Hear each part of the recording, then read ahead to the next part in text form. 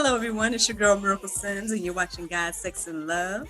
Tonight, I'm chatting with Miss Karin Freeland. And friends, I don't think you're ready for a book like this. Stay tuned.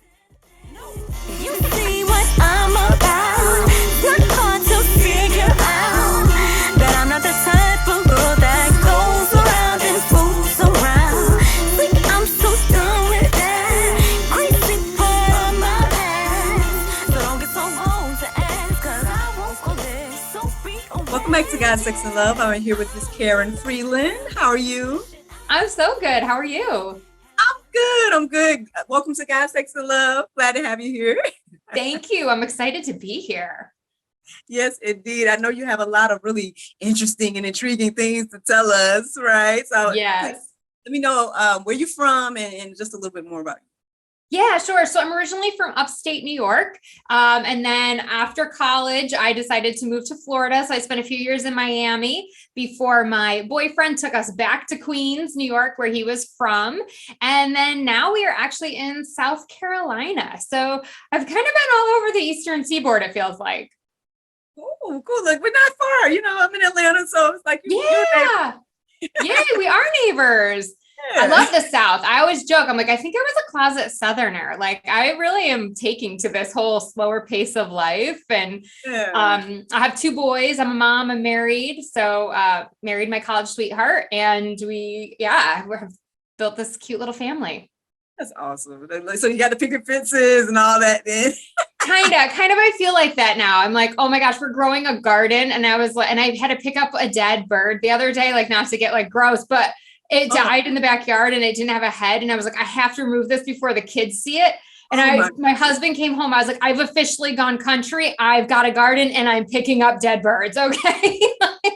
Wow. Now, see, I haven't even done that yet. So I've been here all my life. So maybe I'm not as country as I think. I don't know what I am. That's awesome. No, and it's funny because so I'm an actor and entrepreneur and all that stuff, right? And so, as an actor, you think about New York and LA, and I was like, which one would I do? And I don't know, I always kind of gravitated to New York. Because when I got a little bit of experience in both, like I kind of went to visit both, and then I kind of felt more comfortable up in New York for whatever reason and stuff. Yeah. I don't know. California was comfortable too, but then it had that traffic and just I just love that New York, you can basically like be anywhere in the city within like 10-15 minutes and just like experience like a whole nother area. You can go to like off Broadway down in like the St. Mark's area, or you could suddenly be in Chelsea or uptown. I mean, it's just, and it's all so different and it's right there. Yeah. And and it's funny because the first time that was my first flight. And I was alone and, small town girl in a big city, right? Yes. And I took taxis back then. So it was taxis before Uber. And so I was taking taxis. I was kind of nervous to go anywhere. I was kind of nervous to walk around and all that stuff. Yeah. And then the crazy thing was, like, by the time I went back years later, I got brought back, whatever. It's crazy. It's like a full circle moment. I went for an audition. I'm like, I'm going to go for this audition in New York, Yes. And so I go back up there, and then it's like I was kind of thrust into having to kind of walk around and get on the subway and all the stuff that I did the first time. And then I just felt comfortable. I didn't, feel any way about it. I was like, why was I so nervous the first time? But, I guess the first time in New York. And I was alone, so it was like a lot, Oh, yeah. Oh, I remember I used to like take the subway and I would get on like the wrong side and then I'd be like, crap, I already paid. Now I got to ride the subway to another stop where I can move and get on the right side. So I'm going in the right direction. Like, and then, you do that twice and then you learn real fast. Like, okay, I can't go down these stairs or I'll be on the wrong side again. See so I'm sorry, just think about all my little random subway. Yeah. And it's like, on one hand, it's very, I guess it's very convenient to just be able to just hop on there, But on the other hand, like when I was new to it, so I'm just following the GPS and trying to make sure I'm on the right one. And then I couldn't really rest. Like you can see people sleeping, but I couldn't like rest on there. Is this my stop? Is my stop next? It's the whole thing. Oh yeah. You fall asleep on that thing. You're waking up in Brooklyn and then you're like, what? I'm not even in Manhattan anymore. How did I get here? Yeah. Oh goodness. all the New York stories. And then I'm sure you have just as many great stories about South Carolina and stuff with your family and everything. So, I mean, yeah, man, it's different places, man. Different places. Anyway, so you're building this home life. You have the husband and the children and all that. But I know that you're an author as well with a very interesting book. Yes, so come on, share it up. There it is. Sure. The Ins and Outs of My Vagina, a Penetrating Memoir. Yes. Not what you would expect from someone who is religious and believes in God, right? For some reason, people don't expect these conversations, like you don't have one or something. So, yes. I'm like, okay, so Christians don't have vaginas. Okay, I don't get it. I mean, goodness gracious, like, yeah, don't get us started on that, girl. Ooh, I was going to go. That's a hot button subject these days. Right? Oh, I know. Right. I actually had one. Let me stop. Oh, God. Anyway, look, it's hot in here already, Miss Karin. I have that effect. Look, you got me wanting to say jokes and stuff. Oh, God, you got Silly Miracle out now, so uh-oh. That's okay. I like it. There's tons of humor in this book. We're all about having fun. Look. I knew you Karens were trouble. Oh, God, let me stop, Karen. That's my last joke. I'm a Karen with an I. That's my story, and I'm sticking to it, okay? Oh, my goodness. Okay, I'm doing. No more joking. Okay. We got to get serious about this book. This is a serious book, right? It is serious. Well, it is serious, and it's comedic. So it really is a little bit of both. Mm-hmm. It's broken down basically into 8 parts. 40 chapters in all, but they're super easy reads. They're nice short chapters. So, you can squeeze a quick one in between conference calls or, before the kids come home from school or whatever. Mm-hmm. And it really unpacks my life from 5 years old, even realizing I have a vagina. Like, what is this thing between my legs? To 40 years old, chasing the orgasm dragon. Like, why is this so easy for some? Others can't do it. Like, I'm struggling. Is this normal? Am I broken? What's going on? And all the things in between, getting periods, urinary tract infections, bikini waxes. I mean, all the vagina things in this book. My God. That is so hilarious. I mean, it's awesome, but it's hilarious too. Yeah. I'm reminded again as an actor, I'm reminded of like the vagina monologues. Now, I think I shared with you that I was in that show. And the funny thing, ironically, I was like the angry one. It was very interesting being that I don't think anybody looked at me and expected for me to be saying all the crazy random angry stuff that I was saying. Right. What the character was saying, obviously. But yes, I know that it kind of, your story reminds me of that. So it seems like it's along the same vein. Am I correct in that? Yeah, in the sense that for My Vagina, V is actually a character. So her and I have a ton of back and forth and banter. So we introduced her in part 2, where I am just 14 coming into high school. My hormones are raging and she comes on the scene and is like, hey girl, we're going to have some sex. And I'm like, excuse me? What? No. I'm 14. Like, we're waiting until marriage. And she's like, not if I have anything to say about it, And so it's this really like sassy, self-sabotaging vagina that just, I end up forming a very fragile relationship. We have love-hate moments with each other pretty much throughout the rest of our lives. But so I kind of weave her into the story, which was really interesting in terms of the writing process, to put myself in her shoes and go, what did they say to me in that situation? Or what were her thoughts? What would they have been? Yeah, that's very creative as well. Awesome and very creative.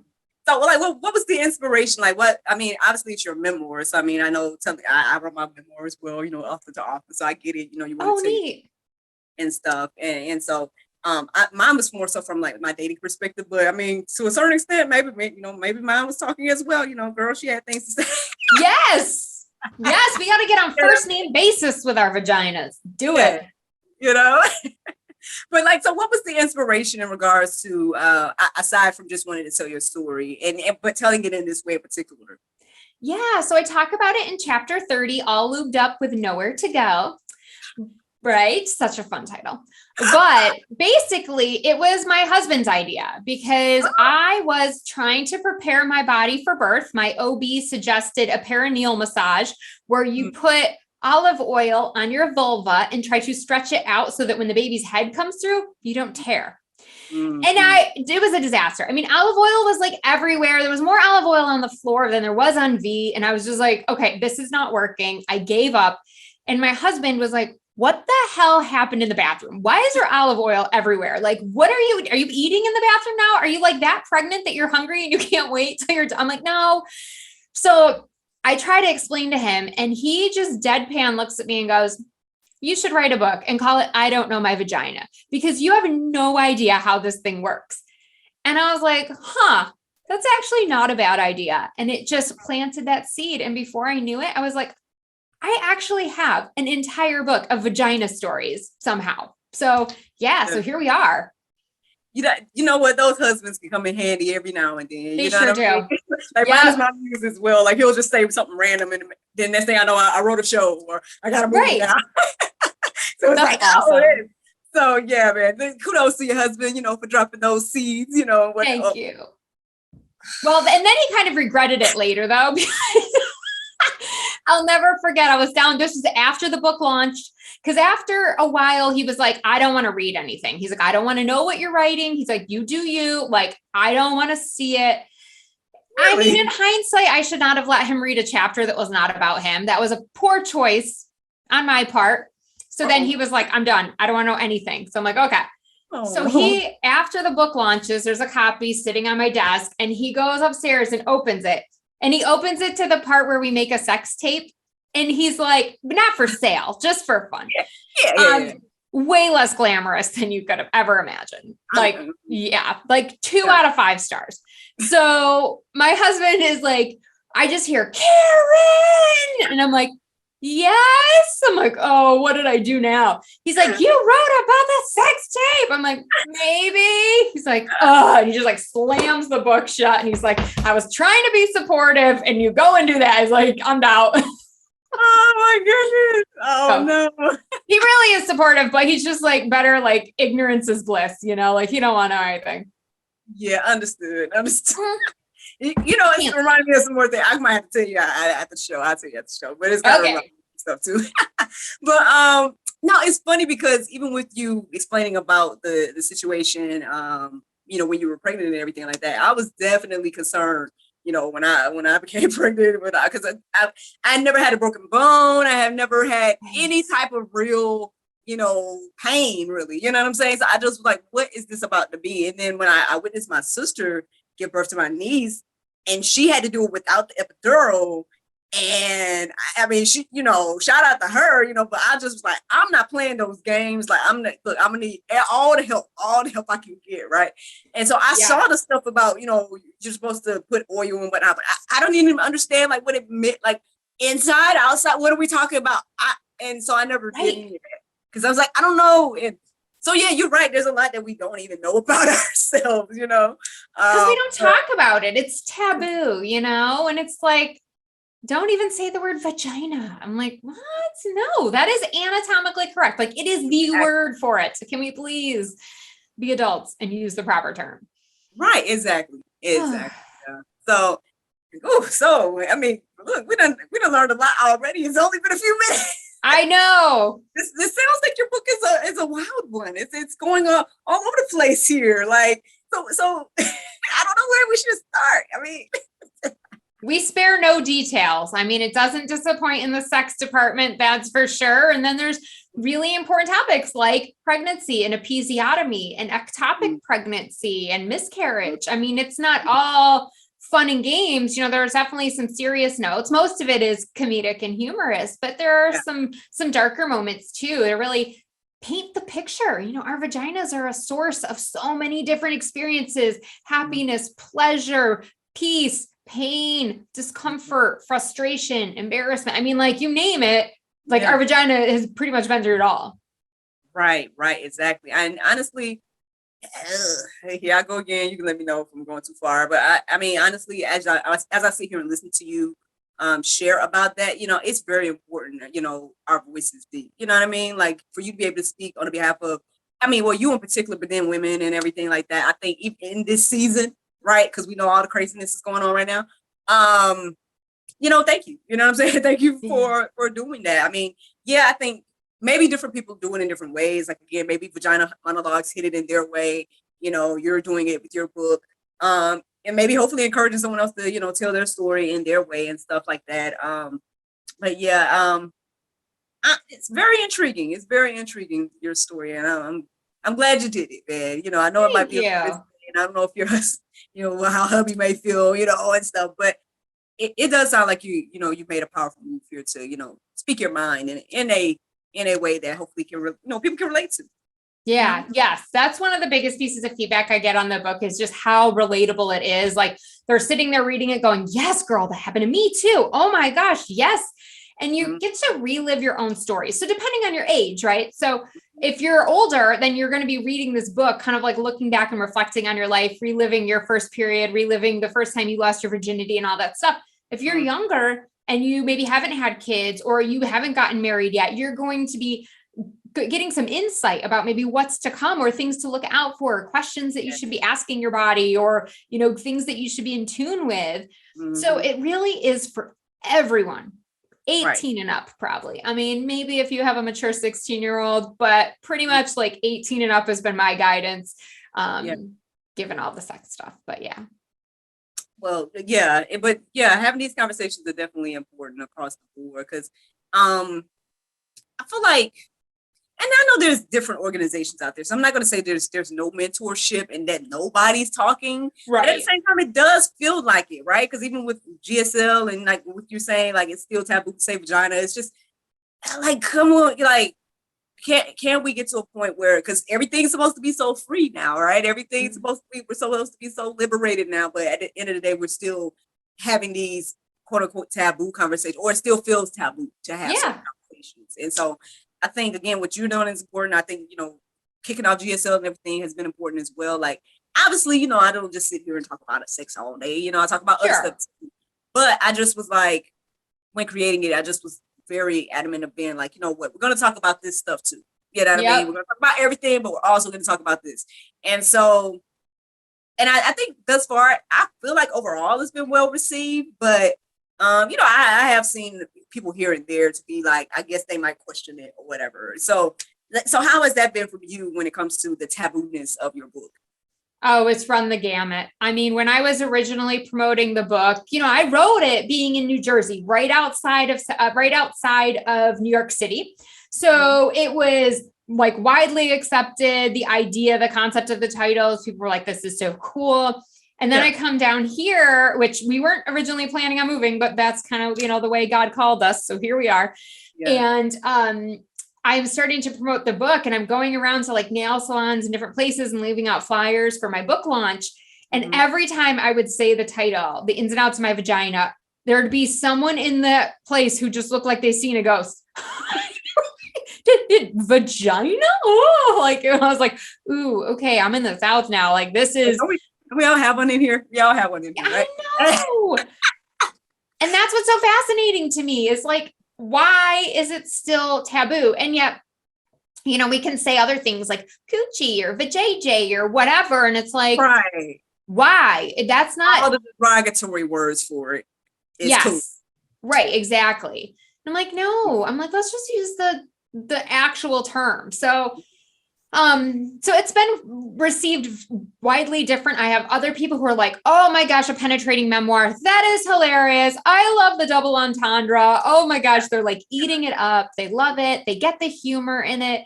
And I mean, it really was for the shock value, of course, like you want a book that's going to pop. I'm self-published. So it's not like I have, a big publishing house behind me to help me with the marketing. I have to do it all myself. So we needed something that was really going to stand out and be different. But tasteful. And then I guess everybody has a different idea of taste, but you know what I mean? Like I knew that with this book, it could go very wrong very quickly. And it could become just, sex for the sake of sex or gratuitous.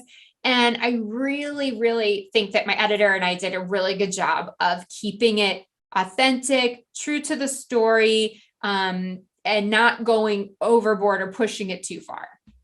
Awesome. Great. Yes. Because it could have went left. It could have gone very left. Yeah. You could have just been like my pee, you know what I mean? Or whatever, you know what I mean? Like it could have been something totally different. So I think, using actual terms isn't bad. And we got to just, I mean, again, like you said, I know there's different taste levels. So, not forcing anybody into it's, a taste level that they're not comfortable with. But, I just, the clutching our pearls at every, actual words. It's like, okay. Right. Exactly. And for me, like it was a hard decision to publish it because I am religious. I do believe in God, and there were religious messages that I have received throughout my life that I had to wrestle with before I published the book. Mm-hmm. And I was worried about what other people were going to think. And are they going to think I'm some sort of like hussy or a bad mom, or, what are they going to say about me? But at the end of the day, it just came down to, if my story can help one woman not live in shame, feel embarrassed, be confused about her body, feel broken, have a lackluster sex life, feeling like, why isn't this popping off for me? Then it was worth it. It was totally worth it for me to share my story. Exactly. I mean, and I say this all the time, there's power in our testimonies. And so, you went through the things you went through for a reason. And, who knows who your book's going to bless, even by just people watching this and hearing about your story, So it's just like, it's just very important for us to just be in our positions, right? And it's so funny. I'm making all the jokes in my mind. And I was like, I'm going to leave it alone, though. But you brought my silly side out. I'm going to go. Anyway, so, but yeah, I mean, it's just, hopefully, it is empowering us in a real way, because it's funny what people call empowerment these days. People call the exact opposite, right? If we're not talking about the spiritual side, or not talking about, whatever you're actually going through, but then like these fantasies that are being put out here, that's empowerment. Or, being promiscuous, or whatever the case is, like all of that stuff is being seen as empowerment, but you sharing your actual story and your point of view and whatnot. Oh, why can't mine be seen as empowerment then? Right. Empowerment these days, but it's just so much. It's so much going on with that. So, I mean, so is this your first and only book, or do you have more? So far, this is my first and only, but funny enough, I am meeting with someone this afternoon to talk about potentially a second book. Not the same series, although I am starting to go through perimenopause. So perhaps I will have enough material here for a sequel at some point. But because now I'm also life coaching and helping other women figure out their purpose and own their power and build a pathway to freedom, I wanted to write a book that was a little more aligned with that, so that I can help people who maybe want to DIY it, or just kind of first learning about me, hearing about me, can understand the story and the reinvention that I went through from my time in corporate to writing the book to starting my business. So that's kind of on my heart right now. But we'll see, because, it's not cheap to publish a book if you're going to do it right, which, being a Virgo, everything has to be as perfect as possible. So I'm trying to figure that out financially too, just to see what is going to work, but God willing, it will come to fruition and it'll change some more lives. Yes, exactly. It's like, I was actually going to ask you about that as well. Like, if you're just an author, or you had other, work endeavors and whatnot, do you want to share any of that? Yeah, absolutely. So just for a little bit of background, because it'll kind of help paint the picture. I spent 15 years in corporate. And I was gung-ho. I was going to climb that ladder. I was going to make it to the C-suite. And all of a sudden I turned around one day and I was like, how did I get here? Who am I? What is this life I'm living? Like, I didn't sign up for this. This isn't what I want. I'm not the mom I want to be. I'm not the wife I want to be. I'm not the person I want to be. I'm jaded. I'm angry. I'm toxic. Like, how did we get here? And so I went on a bit of a self-discovery journey to figure out like what I really wanted to do. And through this process, I realized I have to write this memoir. I started it, believe it or not, in 2009. Like I said, that was when my husband first planted that, when I was pregnant with my first son, and it didn't publish till 2021. So I really picked it back up around 2019. And that's when I got really serious about it, hired the editor, and just started cranking away at it. Yeah. So in that process of starting to write the book and realizing, oh my gosh, I'm excited about life again. Like, I'm happy again. Like I'm doing things that make me happy. I'm rekindling some of my passions. I'm getting honest about what really matters to me in life. All these things started falling into place. And I was like, I can help others do this. Like, I have a blueprint for how to get unstuck and own your power and come up with the life that you actually want to live. I was like, I have to show people how to do this. So I got certified as a life coach, and now that's what I do pretty much full time. Awesome. Well, congratulations on that. Like, I Thank say you. this all the time too. I'm like, I love my entrepreneurs, man. I get it. Like, it's, out here hustling. It, like, I call it hustling from home at this point, and I'm loving it. It's like one of these, how can I say? It's like, for me, I between faith and works, right? Because on one hand, I'm like, Lord, I got all the faith. I believe in you, everything like that. But then I want to make sure I'm putting in the work too. And I kind of, I don't know, for a long time, I would kind of be, I guess, stepping on God's toes, trying to do all the work, right? Mm-hmm. And so I just, and what has happened since 2020, obviously, because things got shaken up. I don't know for you, it shook up everything in 2020. Yes. And it just kind of thrust me into like I'm finally in my purpose, and I'm finally doing the things that have been on my heart and mind to do for years and stuff. So I'm just like, and I'm cool here. I'm like, all right, cool. Let's just keep going here then. I mean, I'm fully trusting God with every aspect. And it's still, I'm still tugging though between the work and the faith, because it's like, well, because sometimes I feel like, well, I could be doing more, right? You don't want me to do more. You want me to stay here? Like, okay, like, are you sure? Because if you want me to do some work, I feel like I keep having that battle, But it's a beautiful place to be. Like when you finally feel like, this is where I'm supposed to be. I'm doing what I'm supposed to be doing, and everything like that. So basically, it seems like you kind of had a similar situation where you're finally feeling like you're in that place. Yes, and still growing though. Like I feel like, especially on the spiritual side, for me, I think I was just like born into religion, but I don't know that I fully understood even what I was supposed to be believing and what the religion that was presented to me was. Mm-hmm. So in probably the last year or so, and especially even over the last 6 months, I've just kind of been like devouring different books and things and understanding the faith and, Protestantism versus Catholicism, and just going like, well, wait a second. Okay, this is all the stuff that's presented. What do I actually believe? Mm-hmm. What works for me? And so that's been kind of a new development recently. And I haven't come up with a conclusion yet. I'm still in this process. Mm-hmm. So yes, I feel like, probably 80% of me is doing what I'm supposed to do, and I'm finding my flow, and I'm a better mom. I'm a more patient mom, because I don't have 1,000 emails and 1,000 conference calls dragging me everywhere.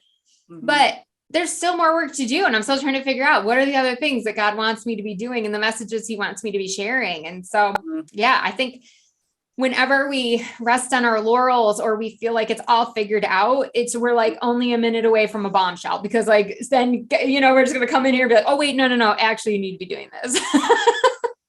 Yes, I'm with you. I'm with you on all of that. And that's the thing about, I guess I learned like years ago about this whole planning things out, or trying to plan everything out. Right. I'm like, when I for me, it's like I say, I'm in these moments. And so when I feel the transition moments happening, I'm like, well, what we can do now? What you want? What we doing? Yeah. And I've just been kind of just going like that. And it's just so weird. Like, cause like, for example, again, like when it came to 2020, like before 2020, I was like this gig person that was doing this gig, that gig, going over here, da, da, da, da, da. And then now, that where a place, like I said, I feel like I'm just hustling from home, and it's just so weird to just not be going here and there and everywhere. And it's like, well, but things have still been taken care of. I'm still good and stuff. And so, yeah, you know what I mean? So that has been one of the things that's been weird for me. And I'm still trying to find balance. It's an ongoing thing. And so I think even when it comes, like what you just shared about faith, I feel like that was very important as well, because, even if, for example, those that come to Christ and stuff like that, maybe there's this impression where you come and then it's like everything is going to be perfect and fine. And I don't think that's reality. I don't think the Bible says that, nor do I think our lives reflect that, And so, it is an ongoing growth. It is an ongoing learning experience and whatnot. So even though, I do feel very content where I am right now, I still know that there's other goals. I still know that there's other things that, God might want me to do. And so, and that's the thing. It's like it's an active life until you pass, I guess it's like, it's always going to be a learning thing. And so, we can never like feel like we know it all or have made it or whatever. Even when you do feel content. And so I think that's why I struggle with being just making sure that I'm just trying to make sure that you don't want me to do some work right now because I can go do some work, Right. and so that's been my personal battle. But again, I love that you shared what you just shared about, your faith journey, because again, it is one of those things that is ongoing and unique, and I think that's where some of this comes in when it comes to, figuring out what you believe and figuring out, because at one point I did think like, okay, I want to probably look into like a bunch of different things. Like back when I was like maybe in high school or, because I did obviously was grown up and raised a certain way. But I did want to kind of figure out for myself as well, like, because you have to, you can't go off of what you were taught and stuff like that. You have to kind of figure it out. And so at some point I was kind of curious to like try to understand different religions and things like that. And I do, to a certain extent. I've looked into some different things, but I don't feel that so much so now. But again, I feel like that came with my journey of getting closer to Christ and, and going on my journey, that got me to the place where I'm at now, where I'm like, okay, I have received information from the different areas and I feel led to go this way,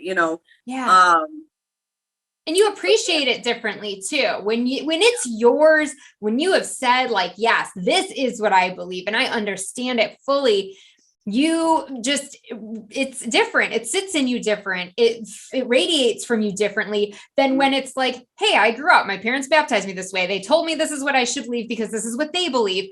Yeah. And maybe they're right, but it's just different when you fully understand and accept it as your own. Exactly. And that's what I feel like we're supposed to do. Like, I feel like because I feel like it's okay to ask the questions, right? It's okay to explore and figure it out. Right. And I feel like personally, now maybe people don't think that that'll lead you back to Christ, for example. Like maybe people will be like, oh, it's going to lead you to whatever other option is. But I mean, I think ultimately I guess depending on who you are, it's going to, once you go on that journey, it'll lead you where, and hopefully where you're supposed to be. I hate this. I don't know. I guess I talk a lot about our free will as well. You know what I mean? Because at the end of the day, we can make that choice, whatever that choice is, you're allowed to make. God gave us that ability to make whatever the choice is. Yes. Right. So I can't look down on someone else's choice just because it's different than mine. Like, sure, they had the choice to make that. Now, do I believe that everything is the same and all that? I don't personally believe that everything is the same, but according to what the Bible says, and also according to like when you look into other religions or whatever the case is, it's like they're not all saying the same thing. So let's not pretend that they are. In my opinion, that's just me. Right. But again, but I think it's very important. The personal journey is very, very important. And so so regardless of where yours and I'm glad that you're on it. You know what I mean? Yeah. And acknowledge that as well, because so what would you say that you're in regards to your spiritual side and whatnot, like what has that had to do with your vagina? Can you bring those two together for us today? It's tough. I'll be honest. It is a challenge. And honestly, it's kind of been one of those things for me that has been struggling, that I have struggled with. So actually, after I wrote the book, I sat on it for almost 4 months before we took the next step to actually start the publishing process and designing the cover, because I didn't know if I wanted to actually publish it. I got done writing it and I was like, wow, okay, I wrote a book. I set out to write a book. I did it. I wrote it. It's done. Now what? Ooh, now people are actually going to read this. Am I really prepared to share this? Is this the legacy I want to leave to the world? And there was a lot of struggle. There was a lot of inner struggle. There was a lot of thinking about, God and what did he call me to do?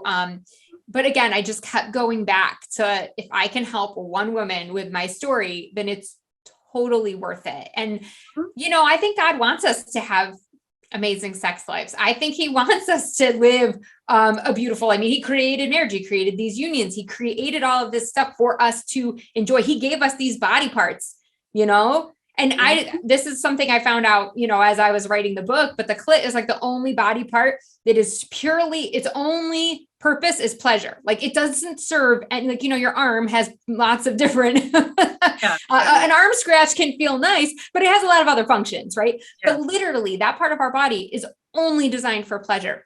So to me, it's like, everything happens for a reason. There's a reason it's there. We're supposed to experience that pleasure. We're supposed to experience love and all of these different emotions. So yeah, I mean, I guess there is a way to kind of connect it all together. Yeah, that's Girl, look, don't get me started, because that's my thing there. Like, because again, it's so taboo, right? To have these conversations. But honestly, I don't feel like it. Well, one, I don't feel like it's as taboo as we making it.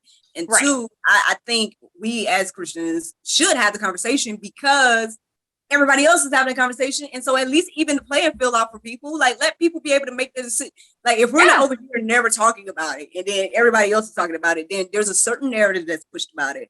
There's a certain, like, you know, I'll just leave it there. There's a certain narrative that's pushed about sex and everything where it's like, if you're only getting one side and then you never acknowledge the spiritual side, like I feel like that's where the issue comes in, you know? And so, I mean, I guess, yeah, when you get, when you understand that God made everything, including organs, including sex, including everything, where it's like, then yeah, I don't think that him being in the scenario should make it as awkward as it seems to be, you know? Yeah. I think that's the problem is that out of the scenario, and then we have all the rest of the issues that come with that, you know?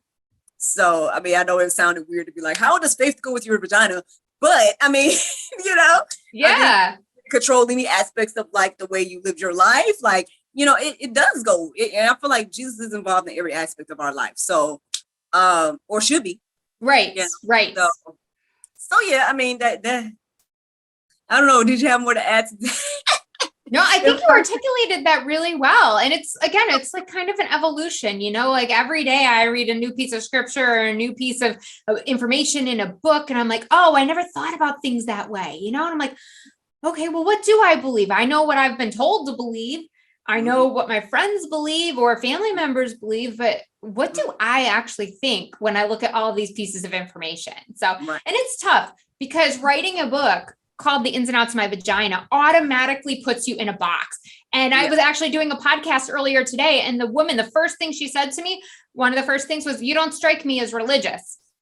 And I was like, oh, well, I am super religious. Like, but people automatically assume, oh, you wrote this book, you must be a certain way or think a certain way or believe certain things. And, you know, I just love to surprise people. I'm like, oh, nope, actually. No, I actually have morals and values. Yeah.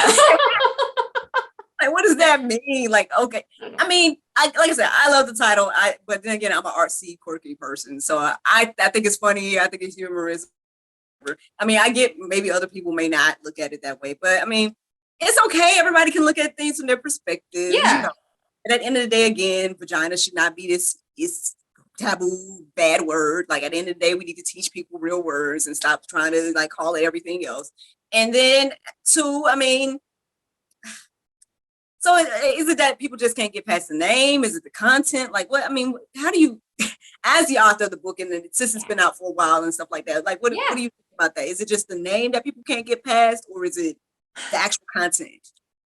I think it's more the name, because I have a friend here who does my hair, and her mom read it, and they are like strict Southern Baptists, and she loves it. But the first thing she said was, I'd never pick that up at Barnes and Noble. Like I just would see it and be like, oh, that's probably not for me, and like walk away. But after reading it, she loved it so much. So, you know, I don't want to change the title. I've thought about it a couple of times. I hate to, but I guess time will tell, right? If things pick up, then great. I'll leave it as is. But I don't know. At some point, maybe it would make sense, because I don't want it to prevent people from reading it. You know, like I know it's so hard. It's been such a touchy subject, and my editor's like, don't you dare change it. And I'm like, I know, but I don't want people to see it and then not pick it up because of that and miss out on so many great stories.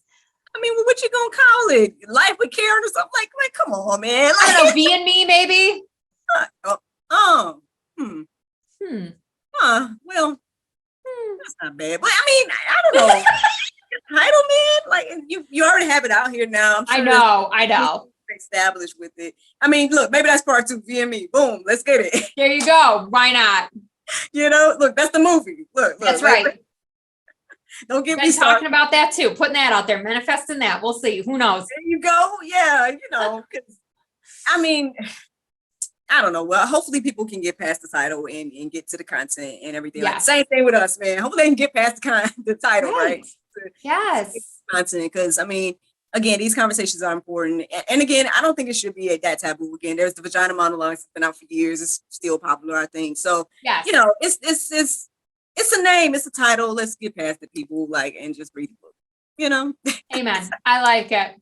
You know, I know I could probably go on and on and on. So just well, first tell us where we can find your lovely book and more information about you and everything like that.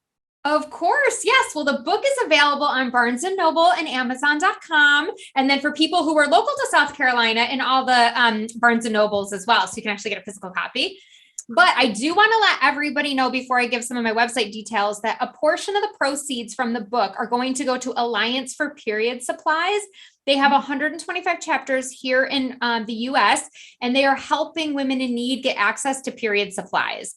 Wow. So yes, period poverty is a real thing. Unfortunately, many women have to decide whether they are going to buy food for their family or get hygiene products. And so when I learned about this problem, I was like, this is the perfect partner for this book, you know, to help have that bigger purpose and give back. So you'll be not only helping support a local author, but you'll also be helping to help women all over the country when you get a copy. And then, of course, you can go to my website, KarinFreeland.com. It's Karin with an I. And Instagram, Karin Freeland is probably the best place to find me. Awesome. Well, sounds great, man. Y'all know where to go to get that information. Is there anything else you want to share with us today before you go? Because I don't want to stop you from sharing anything. I would just tell people, if you have a dream on your heart, you have to follow it. There is a reason that dream was placed there. And, you know, God wouldn't give you that dream if it wasn't meant to be followed through on. So where there is a will, there is a way, and you can absolutely make it happen. If you need help with that, that's part of what I specialize in, helping people reinvent their lives. So you can always reach out to me or download one of my free e-guides on my website and just get started there. Awesome. Well, like I said, congratulations on your book. Congratulations on your endeavors. Thank you. You're welcome back anytime. Thank you so much. Oh yeah, let's do it. Miracle Sims, let's go.